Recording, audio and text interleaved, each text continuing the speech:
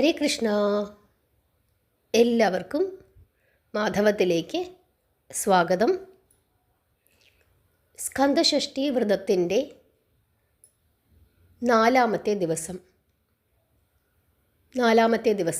നാളെ ഭഗവാനെ ഏത് പ്രാർത്ഥന കൊണ്ടാണ്, ഏത് നാമം കൊണ്ടാണ് പ്രാർത്ഥിക്കേണ്ടത് എന്നുള്ള കാര്യവും ഭഗവാന്റെ ചില വിശേഷങ്ങളുമാണ് ഇന്ന് നമ്മൾ പറയുന്നത്.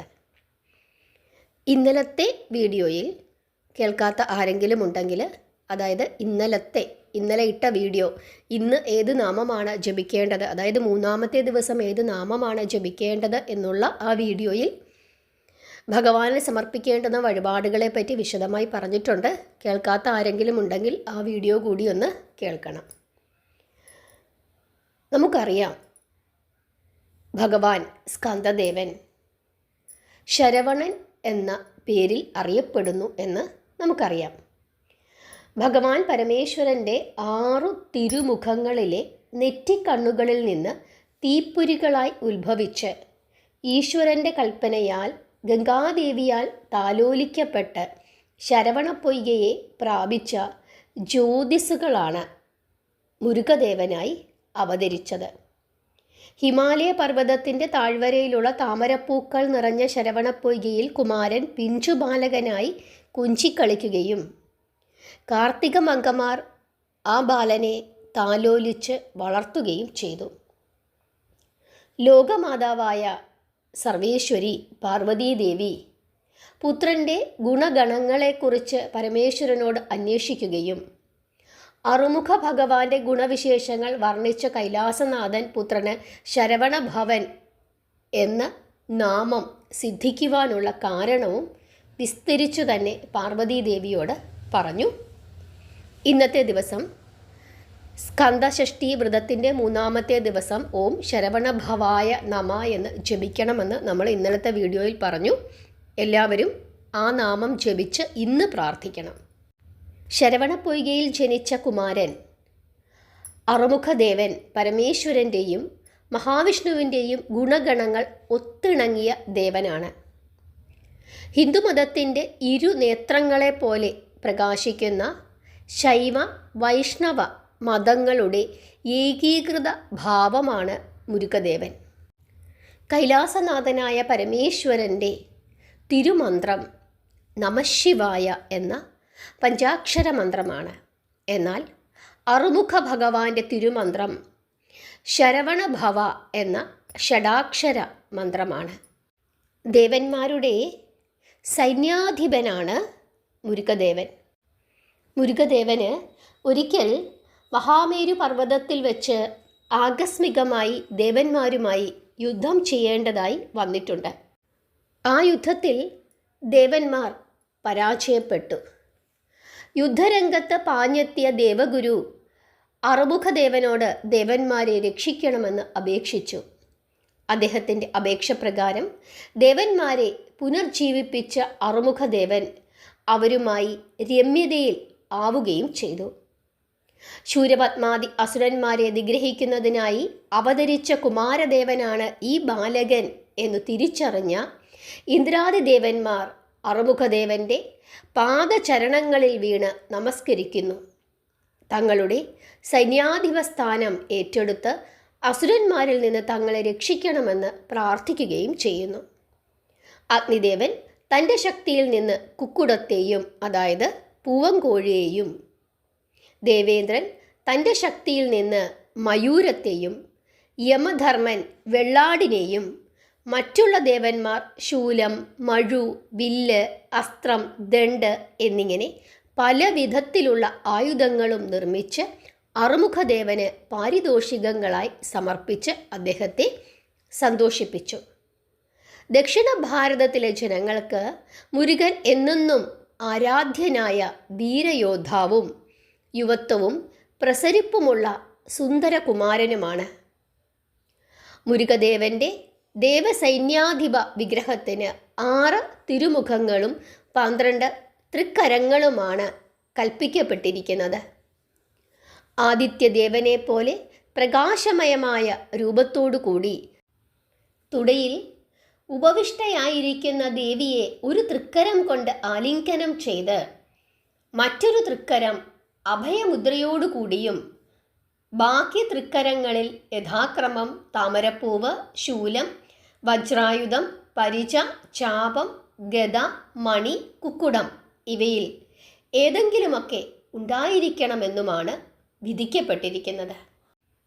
കൈലാസനാഥനായ പരമേശ്വരന് കൊന്നമരത്തിൻ്റെ പൂവും വൈകുണ്ഠവാസിയായ മഹാവിഷ്ണുവിന് തുളസീദളവും ഏറെ പ്രിയങ്കരമായ പുഷ്പങ്ങളാണ്. അതുപോലെ മുരുകദേവന് ഏറ്റവും ഇഷ്ടപ്പെട്ട പുഷ്പം കടമ്പ പുഷ്പമാണ്. ശരവണപ്പൊയ്കയിലെ താമരപ്പൂവിനുള്ളിൽ ഉണ്ണിമുരുകൻ ഉപവിഷ്ടനായിരുന്നപ്പോൾ ബാലകനെ പരിചരിക്കുന്നതിനായി ദേവന്മാർ കാർത്തിക മംഗമാരെ നിയോഗിച്ചിരുന്നു. കാർത്തിക മംഗമാർ 6 പേരും ചേർന്ന് താലോലിച്ച് വളർത്തിയതുകൊണ്ടാണ് അറുമുഖ ബാലകന് കാർത്തികേയൻ എന്ന തിരുനാമം സിദ്ധിച്ചത്. കാർത്തിക നക്ഷത്ര നാളിൽ വ്രതമനുഷ്ഠിക്കുന്ന ഭക്തജനങ്ങൾക്ക് യാതൊരു ദുഃഖവും ഉണ്ടാവുകയില്ല എന്ന് തൻ്റെ വളർത്തമ്മമാരായ കാർത്തിക മംഗമാർക്ക് മുരുകദേവൻ വരം നൽകുകയും ചെയ്തു. അതുകൊണ്ട് തന്നെ കാർത്തിക നക്ഷത്രത്തിൽ ജനിച്ച എല്ലാവരും നിർബന്ധമായും പഴനിമല ദർശനം നടത്തുകയും മുരുകദേവനെ പ്രാർത്ഥിക്കുകയും ഷഷ്ടിവ്രതം മുടക്കം കൂടാതെ എടുക്കുകയും ചെയ്തു കഴിഞ്ഞാൽ അവരുടെ ജീവിതത്തിൽ ഐശ്വര്യങ്ങൾ പ്രദാനം ചെയ്യും ഭഗവാൻ എന്ന കാര്യത്തിൽ യാതൊരു സംശയവുമില്ല. ഭഗവാന്റെ ഇഷ്ടവാഹനമായി കണക്കാക്കുന്നത് മയിലിനെയാണ്.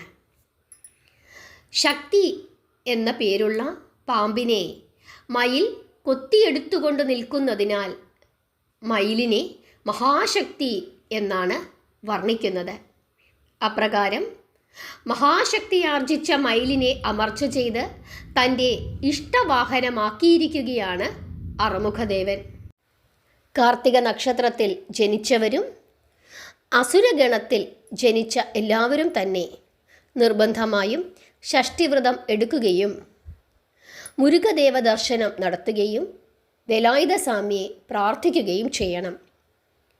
അങ്ങനെ ചെയ്തു കഴിഞ്ഞാൽ തീർച്ചയായിട്ടും അവരുടെ ജീവിതത്തിൽ അത്ഭുതകരമായ മാറ്റങ്ങളാണ് സംഭവിക്കുവാൻ പോകുന്നത്.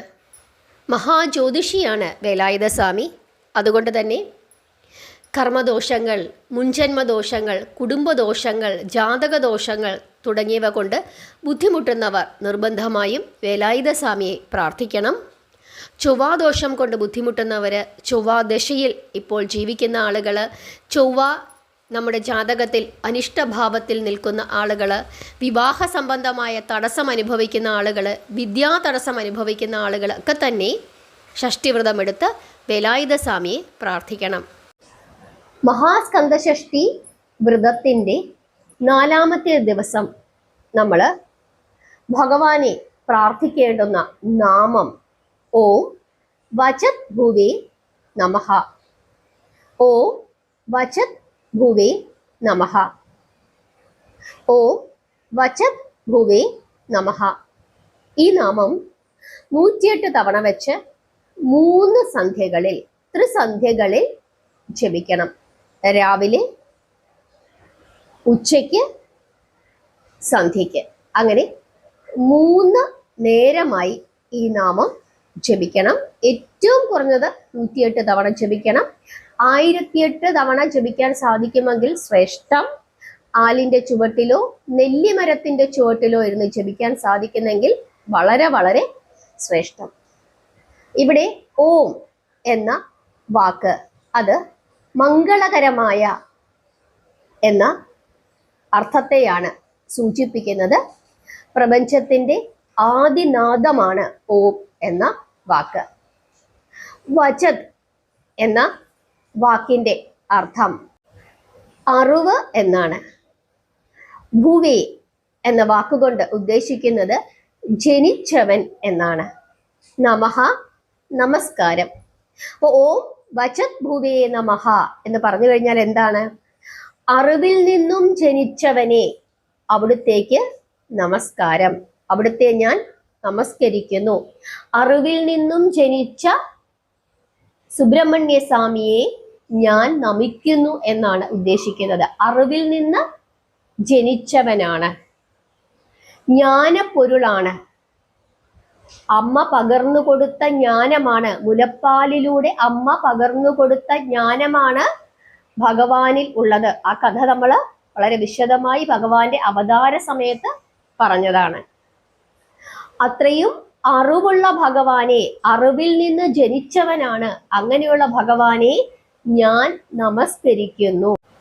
ഇതാണ് ഈ നാമത്തിന്റെ അർത്ഥം. ഈ നാമം ജപിച്ചു പ്രാർത്ഥിച്ചു കഴിഞ്ഞാൽ നമ്മളിൽ ബാധിച്ചിരിക്കുന്ന അജ്ഞതകളെല്ലാം മാറുകയും നമുക്ക് ശരിയായ ജ്ഞാനം ലഭിക്കുകയും ചെയ്യുന്നു.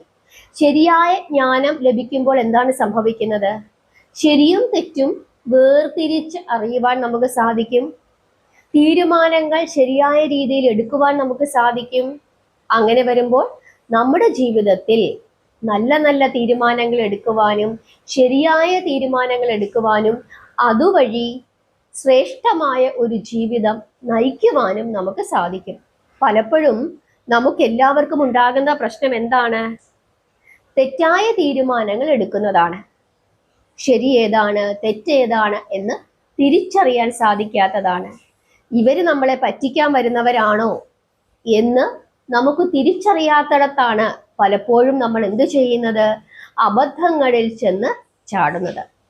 അങ്ങനെയൊന്നും സംഭവിക്കാതെ നേർവഴിയിലൂടെ നമുക്ക് സഞ്ചരിക്കുന്നതിനും ശരിയായ അറിവ് നമുക്ക് ലഭിക്കുന്നതിനും ഭഗവാനെ ഓം വജത് ഭുവേ നമഃ എന്ന് ജപിച്ച് പ്രാർത്ഥിക്കുക. 3 നേരമായി പ്രാർത്ഥിക്കുക. 108 തവണ ഏറ്റവും കുറഞ്ഞത് ജപിക്കുക. ഇനി 108 തവണ ഇരുന്ന് ജപിക്കാൻ സാധിക്കുന്നില്ലെങ്കിൽ 21 തവണയെങ്കിലും ഒന്ന് ജപിച്ചേക്കുക. 1008 തവണ ജപിക്കാൻ സാധിക്കുന്നെങ്കിൽ ശ്രേഷ്ഠം. നെല്ലിമരത്തിന്റെ ചുവട്ടിലോ ആൽമരത്തിന്റെ ചുവട്ടിലോ ഇരുന്ന് ജപിക്കാൻ സാധിക്കുന്നു എങ്കിൽ വളരെ വളരെ ഉത്തമം. ഈ കാര്യങ്ങളൊക്കെ ഒന്ന് പ്രത്യേകമായി ഓർത്തു വെക്കുക. ഭഗവാനെ പ്രാർത്ഥിക്കുക. ഗ്രഹപ്പിഴ ദോഷങ്ങൾ, കുടുംബദോഷങ്ങൾ, ജാതക ദോഷങ്ങളൊക്കെ മാറുന്നതിനായി ഭഗവാനെ നിരന്തരം പ്രാർത്ഥിച്ചുകൊണ്ടിരിക്കുക. പ്രത്യേകിച്ച് അസുര നക്ഷത്രത്തിൽ ജനിച്ച ആളുകള്, കാർത്തിക നക്ഷത്രത്തിൽ ജനിച്ച ആളുകള്. എല്ലാവർക്കും മനസ്സിലായി എന്ന് വിശ്വസിക്കുന്നു. നാമം ജപിക്കുക, പ്രാർത്ഥിക്കുക. ഹരേ കൃഷ്ണ.